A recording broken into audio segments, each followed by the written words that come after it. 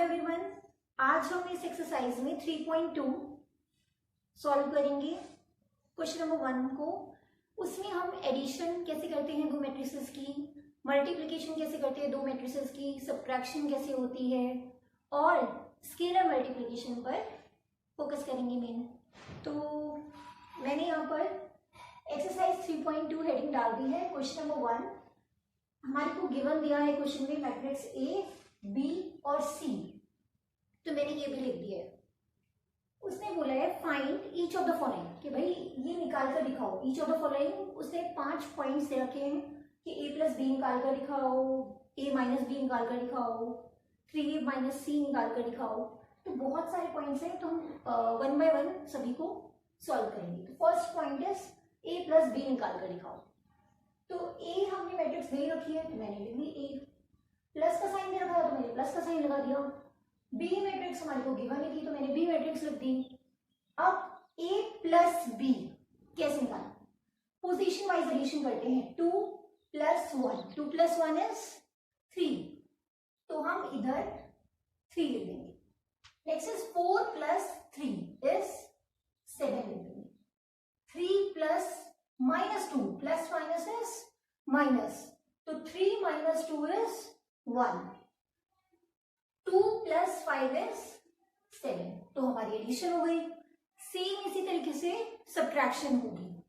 Subtraction हमें निकाली a minus B, तो हम वैसे ही जैसे हमने ऊपर वाला किया क्वेश्चन, a मैट्रिक्स लिखेंगे, फिर नेगेटिव का साइन लगाएंगे, फिर b मैट्रिक्स लिखेंगे और देन हम सॉल्व करेंगे।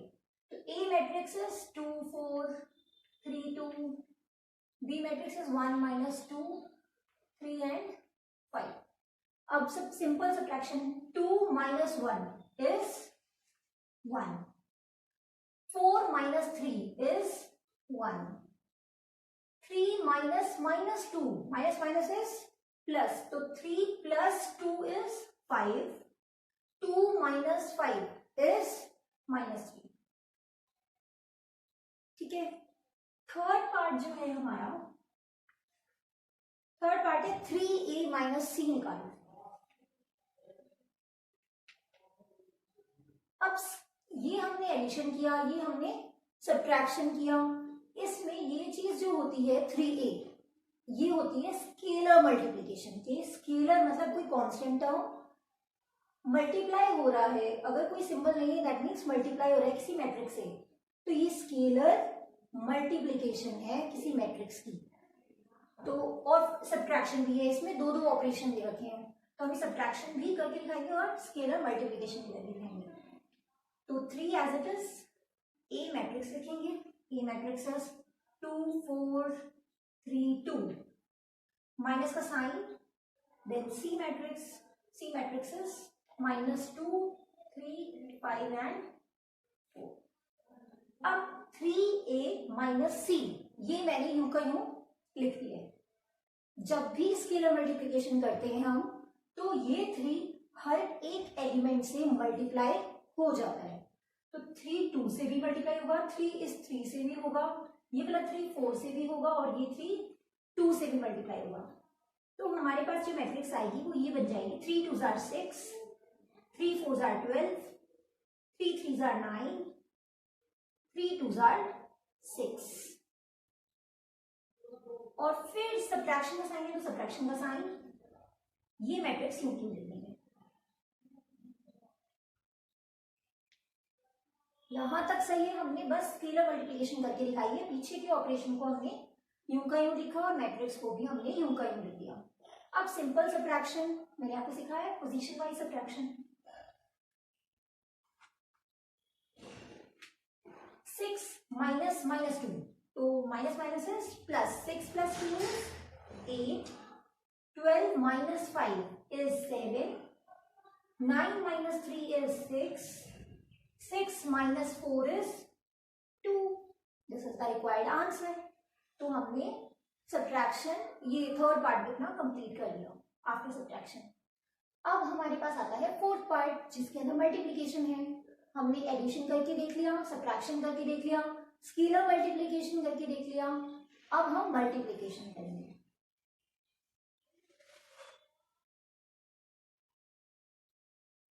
फोर्थ पार्ट में हमें ए बी निकालना है। ओके, तो ए मैट्रिक्स लिखेंगे, फिर हम बी मैट्रिक्स लिखेंगे।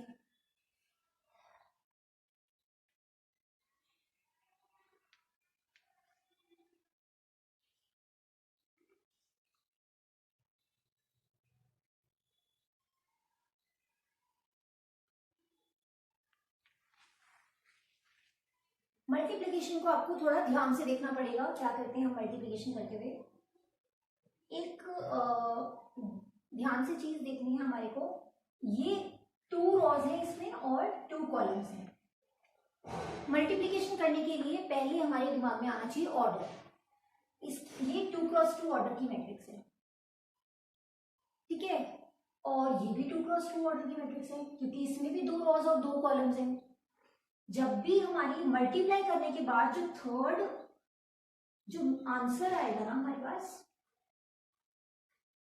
जो भी आंसर आएगा उसका ऑर्डर क्या होगा, इसका कॉलम कट हो जाएगा इसकी रॉ से।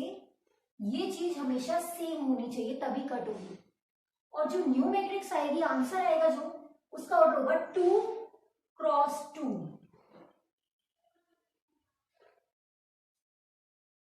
जो भी इस वाली मैट्रिक्स की रो है और जो इस मैट्रिक्स का कॉलम है, नंबर ऑफ कॉलम्स, वो हमारा ऑर्डर आएगा न्यू मैट्रिक्स का। अगर चेंज होती 3 क्रॉस 2 और यहाँ पे होता 2 क्रॉस 4, तो 3 क्रॉस 4 की मैट्रिक्स आती जो हमारा आंसर होता। इस केस में दोनों सेम थी, तो 2 से 2 कैंसिल आउट होकर 2 क्रॉस 2 की ही मैट्रिक्स आएगी, क्योंकि इसकी रो 2 है और इसका कॉलम 2 है, और ये हमेशा सेम होता है। मल्टीप्लिकेशन करने के लिए ये चीज सेम होनी चाहिए। अगर ये चीज सेम नहीं है तो आप कह सकते हो कि we can't multiply these 2 matrix.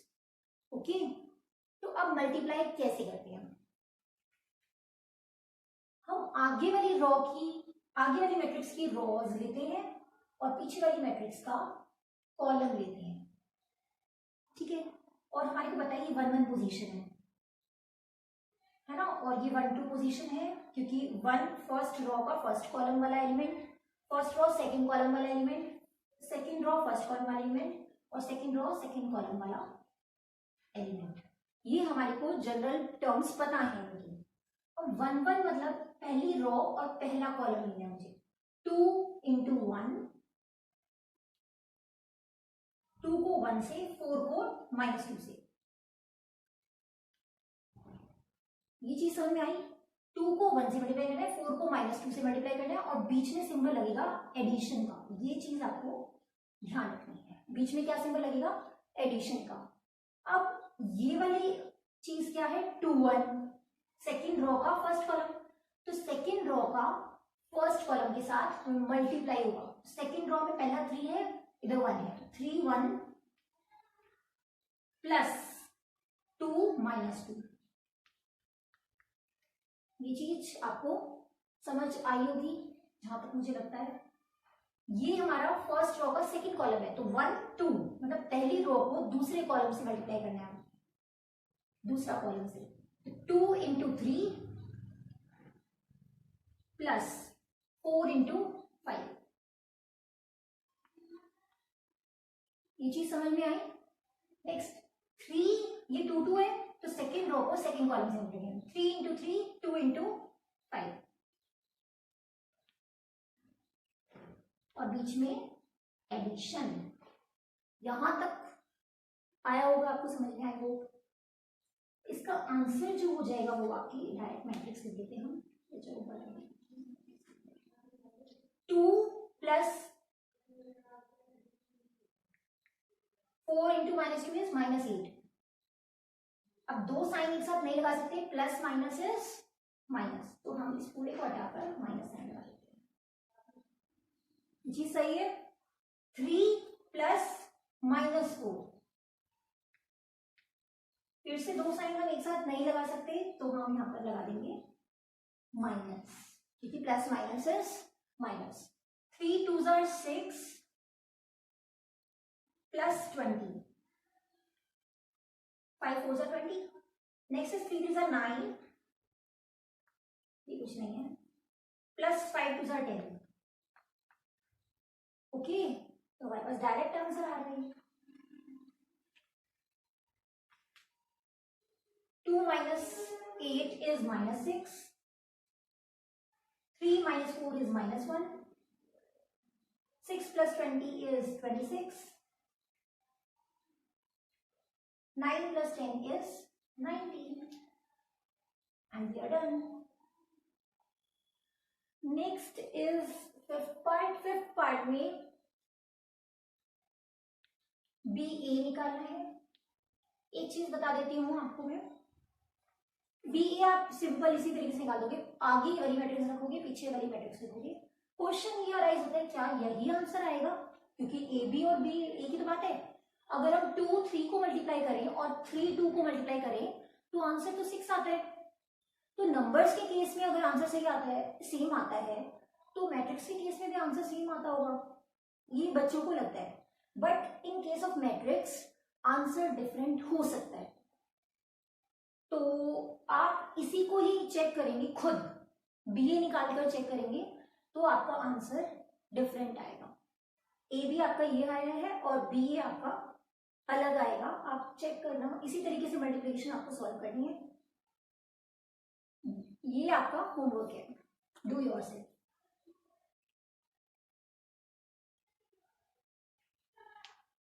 सो अब हम क्वेश्चन नंबर 2 के 4 पार्ट्स हैं, कोई एक एक पार्ट करेंगे हम हर एक क्वेश्चन का. बाकी पार्ट्स एज एन होमवर्क आप खुद करेंगे घर पे, तो आपके लिए भी अच्छा होगा, और एग्जाम्पल्स तो आपको करने ही हैं. तो क्वेश्चन नंबर 2 का 4th पार्ट में करा देती हूँ, क्योंकि उसमें साइन कॉस है, ट्रिग्नोमेट्रिक फंक्शन है, और बच्चे ट्रिग्नोमेट्रिक फंक्शन देखते ही एक घबराहट हो जाती है बच्चों के अंदर. तो मैं 4th पार्ट करूंगी.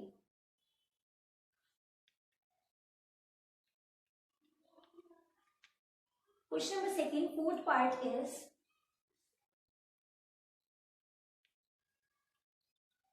cos square x sin square x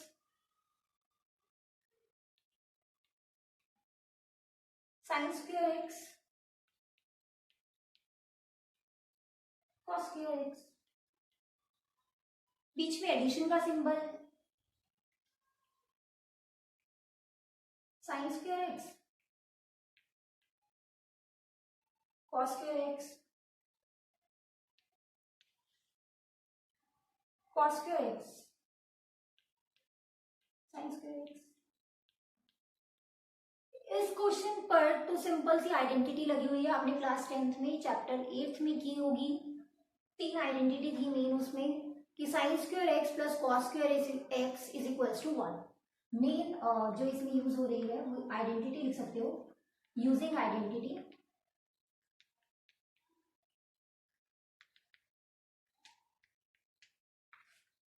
sign square x plus cos square x is equals to 1. ये आपकी आइडेंटिटी थी, sine square x plus cos square x is equals to 1. तो इस क्वेश्चन में देखो cos square x plus sine square x, sine square x plus cos square x, sine square x plus cos square x, cos square x plus sine square x. हर बार हमारे पास अगर हम दोनों का एडिशन करते हैं तो इधर बन रहा है cos square x plus sine square x, next बन रहा है sine square x plus cos square x, next बन रहा है sine square plus cos square x, और नेक्स्ट बन रहा है cos square x plus sine square. हर केस में अब इधर देखो 2 + 3 और 3 + 2 5 ही होता है ना. वो नंबर्स के केस में मैंने कहा था मैट्रिक्स की एडिशन जो है वो कम्यूट करती है और मल्टीप्लिकेशन कम्यूट नहीं करती. कम्यूट का मतलब कि बस टर्म्स आगे पीछे कर दो, ठीक है. तो एडिशन तो कम्यूटेटिव होती है but multiplication is not commutative. तो हम इनके डायरेक्ट आंसर लिखेंगे, sine square x plus cos square x is equal to 1, ये भी 1, ये भी 1 और ये भी 1. तो आपका आंसर बन गया है ये. क्वेश्चन नंबर 3 में आपको मल्टीप्लिकेशन करनी है. सारे क्वेश्चन आप इजीली कर पाओगे। क्वेश्चन नंबर 4 भी आप कर पाओगे, क्वेश्चन नंबर 5 भी। क्वेश्चन नंबर 6 से मैं अपनी नेक्स्ट वीडियो में स्टार्ट करूंगी। अगर आपका क्वेश्चन नंबर 5 तक कोई डाउट है, क्वेश्चन नंबर 3rd, 4th और 5th ये आपके होमवर्क हैं। अगर आपको कोई भी डाउट हो, क्योंकि इनमें सिंपल मल्टीप्लिकेशन एडिशन है, और अगर आपको कोई डाउट हो you can write in the comment box. मैं अपनी नेक्स्ट वीडियो में क्वेश्चन नंबर 6 से आपके सामने दोबारा स्टार्ट कराऊंगी। क्वेश्चन नंबर 6 ट्रिग्नोमेट्रिक फंक्शन है। आप एक बार खुद ट्राई करेंगे उस क्वेश्चन को, अगर आपका निकल जाए तो अच्छी बात है, बट फिर भी मैं 6 क्वेश्चन से दोबारा स्टार्ट कराऊंगी अपनी नेक्स्ट वीडियो में। Thank you and have a nice day.